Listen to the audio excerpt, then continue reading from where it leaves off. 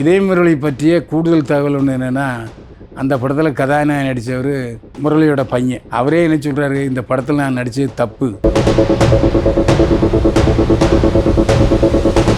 பிடிக்கலன்னு சொல்லுவாங்க. அப்போ நடித்த இதயம் படத்து கதையை வச்சதுனால அவர் நல்லா இல்லாத கதையை நல்லா இல்லைன்னு சொல்ல முடியுமா?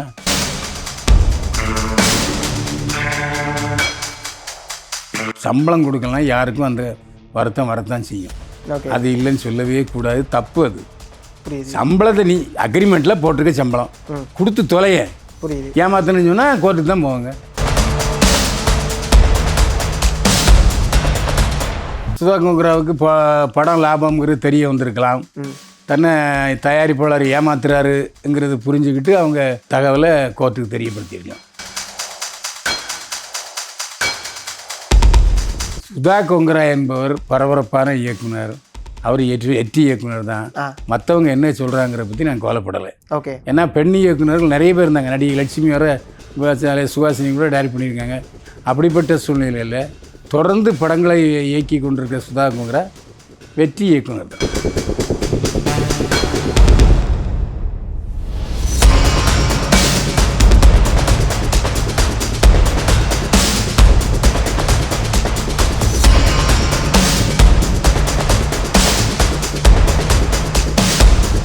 வணக்கம் சார். வணக்கம். என்னை வாழ வைத்துக் கொண்டிருக்கும் யூடியூப் சேனல் நேயர்களுக்கு நன்றியும் வணக்கமும். சார், அதாவது சுதா கோங்கரா அவர்கள் இப்போ டான் பிக்சர்ஸ் மேலே ஒரு கேஸ் போட்டிருக்காங்க. சம்பள பாக்கி எனக்கு தராமல் நீங்கள் வந்து இதய முரளி படத்தை ரிலீஸ் பண்ணவே கூடாது அப்படின்னு சொல்லியிருக்காங்க. அதை பற்றி உங்களுடைய கருத்து என்ன சார்? டான் பிக்சர்ஸ் ஏற்கனவே பராசக்தி படத்தை தயாரிச்சிருந்தாங்க. அந்த படத்தில் சிவகார்த்தியும் கதாநாயகன் நடிச்சிருந்தார். படம் அதிகமாக பேசப்பட்டே தவிர வசூலை பொறுத்த வரைக்கும் பெரிய அளவில் இல்லை. சிவகார்த்தியன் நடித்த படங்களில் கொஞ்சம் வசூல் குறைவான படம் பராசக்தி தான். ரெண்டாவது, அந்த படத்தில் சிவகார்த்தியனை விட ரவிமோகன் வில்லனுக்கு தான் அதிகமான பேர். அதில் 8,39,00,000 சுதா கோங்கராவுக்கு பாக்கி வச்சுருக்காங்க. இந்த தரேன் அந்த தரேன்னு சொல்லிட்டே இருக்காங்க. இப்போ அடுத்து டான் பிக்சர்ஸ் தயாரிப்பில் இதய முரளி என்ற படமும் ரிலீஸ் ஆக போகுது. அந்த படத்தில் அதர்வா கதாநாயகன் நடிச்சிருக்காரு. அதனால் அந்த படம் வெளிவந்த பிறகு நம்ம பணம் கிடைக்கிற கஷ்டங்கிற நினப்பில் அவங்க உயர்நீதிமன்றத்தில் சுதா கோங்கரா கேஸ் போட்டிருக்காங்க. எனக்கு பராசக்தி படத்தில் 8,39,00,000 பாக்கி இருக்குது, இப்போ அடுத்த படத்தை அவங்க தயாரிக்கிறாங்க, அதனால் எனக்கு சம்பள பாக்கியை கொடுத்துட்டு இதய முரளி படத்தை ரிலீஸ் பண்ண வைங்கன்னு சொல்லியிருக்காங்க. இதையும் ஏற்றுக்கொண்டு ஜூலை 8ஆம் தேதி ஆமாம் அவங்களுக்கு பதில் சொல்கிறதுக்கு காலவாசம் கொடுத்து வழக்கு ஒத்தி வச்சிருக்கு நீதிமன்றம். ஓகே. ஏன்னா இப்போ படம் ரிலீஸுக்கு முன்னாடி பார்த்தீங்கன்னா இந்த மாதிரி ஒரு ப்ரொடியூசர் கிடைக்கவே முடியாது அப்படின்னு சொல்லிட்டு ரொம்ப புகழாரம் சொல்லி தான் ஒரு ட்வீட்டே சுதா கோங்கரா போட்டிருந்தாங்க. பட் படம் ரிலீஸ் ஆகிடுச்சு, அது சக்ஸஸ் மீட்லாம் வர வச்சாங்க 100 கோடி அப்படின்னு சொல்லிட்டு. அதுக்கப்புறம் இந்த ஒரு சம்பள பாக்கி, ஏன்னா 15 கோடி அவங்களுக்கு பேசப்பட்டதாக சொல்லப்பட்டது, அதில் இவ்வளோ பாக்கி இருக்குது. இது எப்படி சார் பார்க்க முடியுது? அதாவது காதலிக்கும்போது காதலியும் ரொம்ப புகழ்ந்து பேசுவாங்க, இவர் மாதிரி எனக்கு புருஷன் கிடைக்காதா அப்படின்ட்டு. அப்புறம் ஒரு வருஷம் கழித்து 2 பேரும் அறிதல் புரிதல் கருத்து வேறுபாடு வந்தோடனே விவாகரத்து பண்ணுவாங்க. அந்த மாதிரி தான் ஒரு தயாரிப்பில் இருக்கும்போது இயக்குனர் அவர் புகழ்ந்து தான் பேசணும், வேறு வழி கிடையாது. ஏன்னா கணவன் தயாரிப்பாளர், மனைவி டைரக்டர். இப்போ சம்பள பாக்கிக்கும் இதுக்கும் சம்மந்தமே இல்லையே. சம்பள பாக்கி கொடுத்தானே ஆகணும். நல்ல தயாரிப்பாளர் கூட சரி நான் அப்புறம் தரேன்னு சொல்லியிருக்கலாம், அதை நம்பி சுதா கோங்கரா விட்டு கொடுத்துருக்கலாம். அப்போ அந்த சக்ஸஸ் மீட்டுங்கிறது ஒரு கண் துடைப்பா சார்? சக்ஸஸ் மீட் என்பது அடுத்தப்ப ஓடிடி விற்கணுங்கிறதுக்கான ஒரு வியாபார தந்தியம். சக்ஸஸ் மீட்டுனா என்ன இன்கம் டேக்ஸுக்கு சொல்கிறாங்க சக்ஸஸ் மீட்டுன்னு. ஓகே. படம் வெற்றி பெற்றது, வசூல் வரல, அவ்வளோதான். நான் தான் சொன்னேன், படம் நல்லா பார்க்க முடியா இருந்துச்சு, பாராட்ட முடியா இருந்துச்சு, அதில் எந்த சந்தேகம் இல்லை. வசூல் வரல, அதுக்கு என்ன செய்ய முடியும்? புரியுது சார். ஏன்னா அது இந்திய எதிர்ப்பு போராட்டத்தை பற்றிய படம், கதை பெருசாக வரவேற்பு பெறல. ஏன்னா இந்த படத்தோட பட்ஜெட்டுங்கிறது பார்த்தீங்கன்னா 150லேருந்து 250 கோடி அப்படிங்கிற மாதிரி சொல்கிறாங்க. வசூல் ரீதியாக பார்த்தீங்கன்னா ஒரு 100 கிட்டத்தட்ட போகிற மாதிரி தான் சொல்லியிருக்காங்க, தவிர அஃபிஷியலாக சொல்லலை. அந்த 250 கோடி அப்படிங்கும்போது இந்த நஷ்டத்துக்கான பொறுப்பு யாரா சார் இருக்க முடியும்? நஷ்டத்துக்கான பொறுப்பு தயாரிப்பாளரும் இருக்கலாம், இயக்குனரும் இருக்கலாம். தயாரிப்பாளர் முதல்ல இயக்குனர்கிட்ட இவ்வளவு பட்ஜெட் தான் படம் அப்படின்னு சொல்லியிருந்தா இயக்குனர் அதுக்கேற்றபடி படத்தை எடுத்துருக்கலாம். நீங்கள் எவ்வளோ வேணால் செலவு பண்ணுங்க, நான் தயாராக இருக்கேன்னு சொன்னால் அவர் செலவு பண்ண தான் செய்வார். ஓகே. அப்போ இந்த படம் எந்த ரேஞ்சுக்கு ஓடும் எந்த ரேஞ்சுக்கு ரீச் ஆகுங்கிறது தெரியாமல் தயாரிப்பாளர் படம் எடுத்திருக்காரு. அதேமாரி வந்து பார்த்தீங்கன்னா, இன்னொரு விஷயமும் அந்த கோரிக்கையில வச்சிருக்காங்க. ஓடிடில எவ்வளோ வியாபாரம் ஆயிருக்கு அப்படின்னு சொல்லிட்டு தெளிவுபடுத்துங்க அப்படின்னு சொல்லியிருக்காங்க. இது இந்த அளவுக்கு ஒரு கட் அண்ட் ரைட்டா பேசுறதுக்கான காரணம் என்னவா சார் இருக்கும்? ஒருவேளை சுதா கொங்கராவுக்கு படம் லாபம்ங்கிறது தெரிய வந்திருக்கலாம். ம். தன்னை தயாரிப்பாளர் ஏமாத்துறாருங்கிறது புரிஞ்சுக்கிட்டு அவங்க தெளிவாக சொல்லியிருக்கலாம். இந்த படத்தில் வருமானம் வந்துச்சு எனக்கு தரல ம். அப்படிங்கிற தகவலை கோர்ட்டுக்கு தெரியப்படுத்தியிருக்கலாம். ஓகே. ஏன்னா சுதா கொங்கரா வந்து பார்த்தீங்கன்னா, இதுக்கு முன்னாடி ஒரு நெறைய விஷயங்கள பேசியிருக்காங்க. ஃபார் எக்ஸாம்பிள் வந்து இங்க மேல் டெக்னீஷியனுக்கு குடுக்கக்கூடிய சம்பளம் வந்து ஃபீமேல் டெக்னீஷியனுக்கு தரப்பட மாட்டேங்குது. 2 பேருக்கும் ஈக்குவலா இருக்கணும் அப்படிலாம் பேசியிருக்காங்க. அப்படி இருக்கும்போது ஒரு தயாரிப்பாளருக்கு நஷ்டம் ஏற்பட்டிருந்தால், அத அனுசரிச்சு போயிருக்கலாமே அப்படிங்கிற கேள்விகள்லாம் எழும்புதுல்ல. அத நீங்க எப்படி பார்க்குறீங்க? நஷ்டம் ஏற்பட்டிருந்தாலுங்கிற கேள்வியே வரல. ம். ஓடிடியில் இவ்வளோ சேல்ஸ் ஆகிருக்கு அப்படின்னு அந்த மாதிரி கொடுத்துருக்காங்கல்ல நீதிமன்றத்தில். கரெக்ட் தான் சார். என்னோட கேள்வி என்னன்னா, மேல் டெக்னீஷியனுக்கு என்ன சம்பளமோ, அதே சம்பளம் ஃபீமேல் டெக்னீஷியனுக்கும் தரணும். அப்படிங்கிறதெல்லாம் அவங்க முன்னெடுத்து வச்சிருக்காங்கல்ல. அப்படி இருக்கும்போது ஒரு டெக்னீஷியன் சைட்லேருந்து அவங்க யோசிச்சு பார்த்துருக்கலாமே அப்படிங்கிற ஒரு கேள்வி தான். டெக்னீஷியன் சைடில் யோசித்து பார்க்குறதுங்கிறது தயாரிப்பாளருக்கும் அவருக்கும் உள்ள அண்டர்ஸ்டாண்டிங்கை பொறுத்து. ஓகே. சரி, அடுத்த படம் நீங்கள் தான் டைரக்ட் பண்ணணும், அதில் சரிப்படுத்திக்கலான்னு சொன்னால் ஓகே. ம். இப்போ தன்னை விட்டுட்டு வேற ஒருத்தரை வச்சு படம் எடுக்கிறாரு.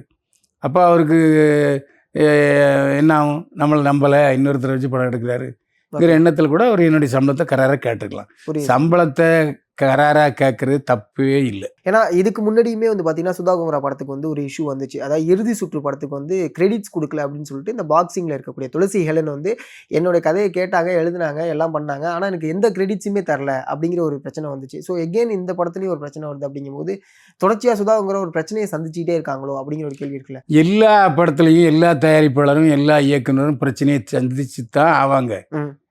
அதெல்லாம் தாண்டி தான் ஜெயிக்க முடியும். அதனால் வெற்றி பெற்ற படங்கள், வெற்றி பெற்ற இயக்குநர்கள் மீது இந்த மாதிரி புகார் வர்றது இயற்கை. காய்ச்ச மரம் கல்லடி கொள்ளும். புரியுது சார். அதேமாரி மணிரத்னம் அவங்களோட தான் சுதா கொங்கரா வந்து ஃபுல் அண்ட் ஃபுல் ட்ராவல் பண்ணாங்க. ஆரம்பத்தில் மணிரத்னம் சாரோட தான் அசிஸ்டண்ட்டாகவுமே ஒர்க் பண்ணாங்க. இப்போ தக் லைஃப்லேயுமே வந்து ஒர்க் பண்ணியிருக்காங்கன்னு வச்சுங்களேன். பட் இருந்தாலும் எங்கேயுமே அவர் இந்த மாதிரியான சம்பள பாக்கி இல்லை இந்த பிரச்சனைகள் அதுமாரி எதுவும் சந்திச்சதா இல்லையே? ஏங்க, மணிரத்னம் வெளிப்படங்கள் பண்ணதே இல்லைங்க. ம். அவர் ஒன்று கமலஹாசனோட டையப் வச்சுருப்பார், இல்லை மெட்ராஸ் டாக்கீஸோட டையப் வச்சுருப்பார், இல்லாட்டி அவரே சொந்தமாக படம் எடுப்பார். அதனால் அவருக்கு அந்த பிரச்சனை எழவே இல்லை. பாலா கூடயும் இவங்க வந்து அசிஸ்டண்ட்டாக பரதேசி படத்தில் ஒர்க் பண்ணியிருந்திருக்காங்க. அதுலேருந்து ஏன்னா இவங்களுடைய படங்கள் வந்து பார்த்தீங்கன்னா, ஒன்று பயோபிக்கு, இன்னொன்று வந்து இன்னொருத்தவங்களோட கதை தான். இவங்களுடைய சொந்த கதை அப்படின்னு சொல்லிட்டு அது வெற்றி பெறல. அப்படிங்கும்போது இவங்க எப்படி வெற்றி இயக்குனராக இருப்பாங்க அப்படிங்கிற கேள்விகள்லாம் கேட்குறாங்களே, அதை நீங்கள் எப்படி பார்க்குறீங்க? சுதா கொங்கரா என்பவர் பரபரப்பான இயக்குனர். அவர் வெற்றி இயக்குனர் தான். மற்றவங்க என்ன சொல்கிறாங்கிற பற்றி நான் கவலைப்படலை. ஓகே. ஏன்னா பெண் இயக்குனர்கள் நிறைய பேர் இருந்தாங்க. நடிகை லட்சுமி வர சுஹாசினி கூட டைரக்ட் பண்ணியிருக்காங்க. அப்படிப்பட்ட சூழ்நிலையில் தொடர்ந்து படங்களை இயக்கி கொண்டிருக்கிற சுதா கொங்கரா வெற்றி இயக்குனர் தான். வெற்றி இயக்குனர் தான். அதில் மாற்று கருத்து கிடையாது. இல்லை. புரியுது சார். இவங்களுடைய ஆரம்ப காலகட்டம் எப்படி சார்? சுதா கொங்கரா அவர்களுடைய ஆரம்ப காலகட்டம் உதய இயக்குனராக வந்திருக்காங்க. ஓகே. மணிரத்னம் அவங்கள்ட்ட மட்டும் தான் அவங்க ஒர்க் பண்ணியிருக்காங்க. ஏன் நீங்களே சொன்னீங்களா பரேசியில் பாலாடோ? அதுதான் கேட்குறேன். அதுக்கப்புறம் ஒரு கேப் விட்டு தானே திருப்பி வந்தாங்க. ஸோ அதுதான் தெரியும். உங்களுக்கு தெரியுமா? அது கேட்குறேன் நான். இல்லை, நம்ம ஒவ்வொரு இயக்குனருடைய முன் வரலாறு என்னங்கிற நம்ம தெரிஞ்சிருக்கணுங்கிற அவசியம் இல்லை. ஓகே. ஆனால் பத்திரிகையாளர் சந்திப்பில் தெளிவாக கேள்விக்கெல்லாம் பதில் சொல்லுவாங்க. ஓகே. ஒரு முற்போக்குவாதியாக தான் அவங்க படங்களை இயக்கியிருக்காங்களா? அதாவது இது வந்து வியாபாரம். இதில் முற்போக்குவாதி, பிற்போக்குவாதி, வலதுசாரி, இடதுசாரிங்கிற பேச்சே இல்லை. ஓகே. படம் வெற்றி பெறுதா அவர் பேசப்படுவார், படம் தோல்வி அடையுதா வீட்டுக்கு போயிட வேண்டியதான். இதில் என்ன பிற்போக்குவாதி முற்போக்குவாதி? அதேமாரி வந்து பார்த்தீங்கன்னா, இப்போ ஜூலை 8 வந்து டான் பிக்சர் சைட்லேருந்து எல்லாத்தையும் சொல்லணும் அப்படின்னு சொல்லிட்டு சொல்லியிருக்காங்க. அந்த கேஸ் முடியல அப்படின்னா இதே முரளி படம் ரிலீஸ் ஆகாதா? தடை தானா? இல்லை, கோர்ட்டில் இந்த வழக்கு இருக்கனால கண்டிப்பாக கோர்ட்டு அனுமதி பெற்று தான் இதே முரளி ரிலீஸ் ஆகும். இதே முரளி பற்றிய கூடுதல் தகவல் ஒன்று என்னென்னா, அந்த படத்தில் கதாநாயகன் நடித்தவர் முரளியோட பையன். அவரே என்ன சொல்கிறாரு, இந்த படத்தில் நான் நடித்தது தப்பு, என் வாழ்க்கையில் மிகப்பெரிய தப்பு இதே முரளி படத்தில் நடித்ததான்னு சொல்லியிருக்காரு. ஸோ படம் போடுமாங்கிற சந்தேகம். ப்ரமோஷனுக்குலாம் உட்காந்து நிறைய விஷயங்கள் பேசிக்கிட்டு இருக்காங்க, இவ்வளோ தூரம் பண்ணிகிட்டு இருக்காங்கும்போது நீங்கள் எப்படி சொல்கிறீங்க? இது முந்தா நாள் அவர் கொடுத்த பேட்டி. இது வந்து கற்பனையோ வதந்தியோ அல்ல, செய்தி. புரியுது சார். ஏன்னா முதல்ல ஆரம்பத்தில் காதலிக்கும் போது எல்லாம் இனிக்கத்தான் செய்யும். அப்புறம் இல்வாழ்க்கைன்னு வரும்போது தான் எல்லா துயரங்களையும் சந்திப்பாங்க. அதே மாதிரி ஆரம்பத்தில் நல்லபடியாக அவரை கவனிச்சிருக்கலாம், சம்பளம் கொடுத்துருக்கலாம், சொன்ன கதை வேற இருக்கலாம், டைரக்ட் அதை திரைக்கு வந்திருக்கிற கதை வேற இருக்கலாம். என்னடா கதை எப்படி சொல்லி இப்படி எடுத்திருக்கானுங்கிற கோவத்தில் அவர் சொல்லியிருக்கலாம். ஓகே. ஏன்னா தன்னுடைய அப்பா நடித்த படத்தோட டைட்டில் தான் இவருக்கு வந்திருக்கு அப்படிங்கும்போது அந்த படத்தை இப்படி சொல்கிறது எந்த வகையில் ஞாபகம்? இது எப்படி அது பிடிக்கலன்னு தான் சொல்லுவாங்க. அப்போ நடித்த இதயம் படத்து கதையை வச்சதுனால அவர் நல்லா இல்லை, கதையை நல்லா இல்லைன்னு சொல்ல முடியுமா? ஏன்னா அவரையும் நம்பி சிலர் ஃபைனான்ஸ் பண்ணியிருக்கலாம். சில டிஸ்ட்ரிபியூட்டர்ஸு என்னடா ஹீரோவே இப்படி சொல்லியிருக்காரு அப்படின்னு பின் வாங்கலாம். இதெல்லாம் இருக்கும். டான் பிக்சர்ஸ் முன்னாடி ஒரு பரபரப்பாகவே இயங்கிட்டு இருந்தாங்க. இப்போ அந்த பரபரப்பு இல்லையே சார், ஏன் சார்? எங்கள் படம் நல்லா இருக்குன்னு வெளியே டாக் வந்துட்டுன்னா பரபரப்பாக இருப்பாங்க, இல்லைன்னா கொஞ்சம் அப்படியே அமைதியாக தான் இருப்பாங்க. புரியுது. ஏன்னா அவங்க ஃபஸ்ட்டு லான்ச் ஆகும்போது அடுத்தடுத்துன்னு ப்ராஜெக்ட்ஸை வரிசலாக அனௌன்ஸ்மெண்ட் பண்ணாங்க. அதுக்கப்புறம் எந்த ஒரு ப்ராஜெக்ட்டுமே பெருசாக அனௌன்ஸ்மெண்ட்டும் பண்ணல. அது அப்படியே சட்டிலாகவே இருக்காங்களே. இது டான் பிக்சர்ஸுக்கு மட்டும் முதல் முறை அல்ல. எல்லாருமே முதல்ல 3 படம் எடுக்க போகிறேன், வருஷத்துக்கு 10 படம் எடுக்க போகிறேன் தான் சொல்லுவாங்க. படம் சக்ஸஸ் ஆனால் கண்டினியூ பண்ணுவாங்க, சக்ஸஸ் ஆனால் விட்டு போயிடுவாங்க. இதுதான் விஷயம். அப்போ டான் பிக்சர்ஸ் வந்து நஷ்டத்தில் தான் இருக்காங்களா? நஷ்டத்தில் இயங்கிட்டு இருக்கோம். அதாவது பெரிய பரபரப்பான விற்பனை இல்லை என்பது மட்டும் உண்மை. புரியுது. ஏன்னா அந்த கதை மேலே கதாநாயகனுக்கே நம்பிக்கை இல்லைன்னா. இப்போ பராசக்திக்கு முழுக்க அனைத்து இடத்துலையுமே வந்து ஒரு தடை போட்ட மாதிரி தான் வந்து சுதா கொங்கரா வந்து சொல்லியிருக்காங்க. அப்படி பார்த்தா இவங்களுக்கு அதுலேருந்து வரக்கூடிய வருமானமே இல்லாமல் இருந்திருக்கும்ல. உதாரணத்துக்கு டிவி ரைட்ஸ் இல்லை அப்படிங்கிற மாரியும் சொல்லியிருக்காங்க போல். அதே சமயம் ஓடிடியோடைய எல்லா விவரங்களும் எனக்கு கொடுங்க, 3ஆம் நபராக நான் இதில் இருக்கணும் அப்படிங்கிற மாதிரியும் கோரிக்கை வச்சுருக்காங்க. 3ஆம் நபர்னா அதாவது ரைட்ஸுக்கான 3வது நபராக நான் இந்த இதில் இருக்கணும். ஆமாம், கதை அவருடையதுன்னா ரைட்ஸ் கண்டிப்பாக பிற மொழியில் பண்ணும்போது கூட இவருடைய ஒப்புதல் இல்லாமல் பண்ண முடியாது. அவங்க என்ன விற்கிறாங்களோ அதில் ஒரு ஷேர் இவருக்கு கொடுக்கப்படும். ஓகே. இல்லை, ஒரு இவ்வளோ தூரம் சொல்கிறாங்க அப்படிங்கும்போது முன்னாடி ஒரு பேச்சு பின்னாடி ஒரு பேச்சாக இருக்க மாதிரி இருக்குது. ஏன்னா முன்னாடி அங்கே எதையுமே சொல்ல முழுக்க எல்லாத்துக்குமே ஒத்துழைச்சி போன மாதிரி இருந்துச்சு. இப்போ அப்படியே இந்த சம்பள பாக்கி வரும்போது அடுத்தடுத்துன்னு ஒன்றுத்துக்கு அவங்க ஸ்ட்ரைக் வைக்கிறாங்கிற மாதிரி இருக்கு. ஏங்க உங்களுக்கும் இந்த கம்பெனியில் சம்பளம் கொடுக்கலன்னா நீங்கள் என்ன செய்வீங்க? இன்டர்வியூ பண்ண மாட்டேன். அது அடுத்த பட்ச விஷயம். அதேதான். அதே கேள்வி என்னன்னா, நான் வந்து சம்பளம் வரல, இந்த நாம அந்த நிலையில இன்னும் பார்க்கணும். நான் முன்னாள் வேலை செஞ்சிருக்கேன், எனக்கு சம்பளம் கொடுக்குறேன்னு கேட்குறாங்க, இல்லைன்னு தப்பு இல்லை. என்னோட கேள்வி அது கிடையாது சார். இப்போ நான் எனக்கு சம்பளம் தரல, இந்த வீடியோ ரிலீஸ் பண்ணாதீங்க அப்படின்னு நான் சொல்ல முடியாதுல்ல. ஆமாம், சொல்லலாம். ரிலீஸ் பண்ணிட்டாங்க, இந்த வீடியோலேருந்து வரக்கூடிய வருமானங்கள் அனைத்தும் எனக்கே வரணும். அவங்க அந்த மாதிரி கேட்கல.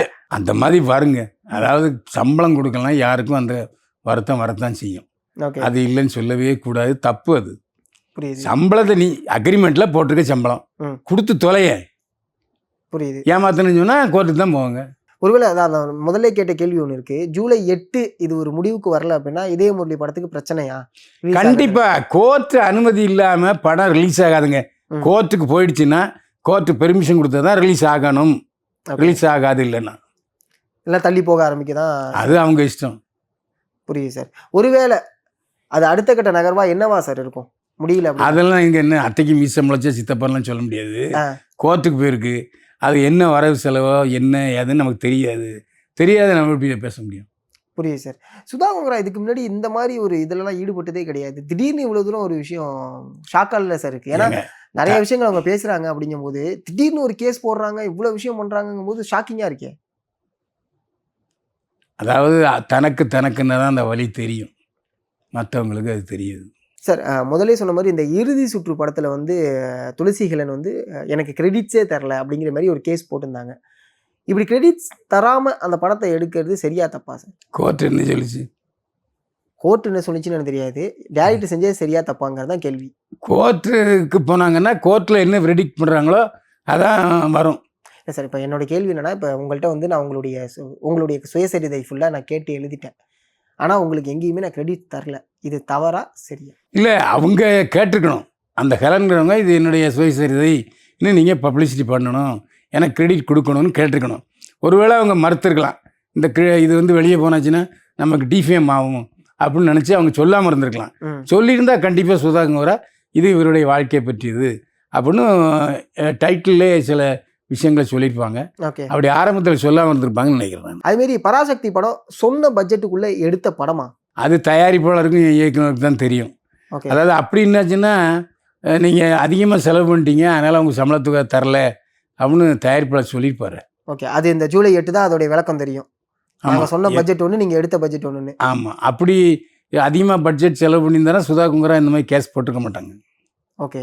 ஸோ பேலன்ஸ் இருக்கக்கூடிய பணம் வந்தா இதய முரளி வரும். இல்லன்னா இதய முரளி தள்ளி போகும். கண்டிப்பாக. புரியுது சார். ரொம்ப நன்றி சார். உங்களோட நேரத்துக்கு மீண்டும் நன்றி. சந்திப்போம். வாழ்க வளமுடன்.